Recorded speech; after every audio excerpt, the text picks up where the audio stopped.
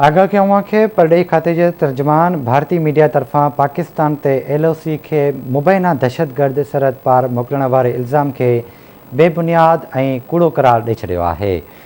परॾेही खाते जे तर्जुमान ज़ाहिद हफ़ीज़ हिक बयान में चयो आहे त 9 लख खां वधीक भारतीय फ़ौज वालारियल कश्मीर में मौजूदु आहे त पोइ उहो मुमकिन आहे।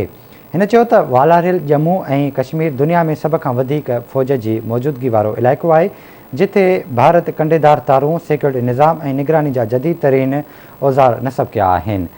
परॾेही तर्जुमान चयो त भारत सदाईं कुझु वक़्त खां पोइ अहिड़ा इल्ज़ाम वरजाईंदो आहे ऐं दुनिया ॼाणे थी त भारत पाकिस्तान ख़िलाफ़ बुग़्ज़ ते ॿधल किरदार कशी जी मुहिम हलाईंदो रहियो आहे।